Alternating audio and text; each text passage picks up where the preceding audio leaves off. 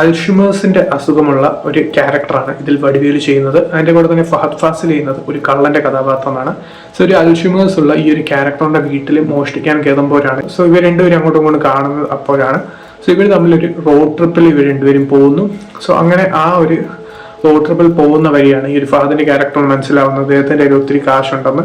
So അങ്ങനെ ആ ഒരു പൈസ അടിക്കാൻ വേണ്ടി ഈ ഒരു ഫഹദ് ഈ ഒരു റോഡ് ട്രിപ്പിന് ഈ ഒരു വടിവേലുവിന്റെ ക്യാരക്ടറിന്റെ കൂടെ അങ്ങ് പോകുന്നു. അവിടെ വെച്ചുണ്ടാകുന്ന ഫീൽ ഗുഡ് മൊമെന്റ്സും ഇവർ തമ്മിലുള്ള ബോണ്ടിങ്ങും ആ ഒരു സംഭവങ്ങളൊക്കെയാണ് ഈ ഒരു സിനിമ പറയുന്നത്. സെക്കൻഡ് ഹാഫിൽ ഒരു ത്രില്ലർ സ്വഭാവത്തിലോട്ട് ഈ ഒരു മൂവി പോകുന്നു എന്നുള്ളതാണ് ഈ ഒരു മൂവിയുടെ ഏറ്റവും വലിയൊരു ഹൈലൈറ്റ്.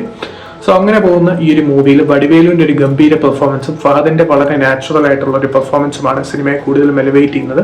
അതിന്റെ കൂടെ തന്നെ ഏറ്റവും ഇമ്പോർട്ടന്റ് ആയിട്ട് പറയേണ്ട ഒരു കാര്യമാണ് ഈ ഒരു സിനിമയുടെ സ്റ്റോറി. മറഡോണയുടെ റൈറ്ററായിട്ടുള്ള കൃഷ്ണമൂർത്തിയാണ് ഈ ഒരു സിനിമയുടെ സ്റ്റോറി എഴുതിയിരിക്കുന്നത്.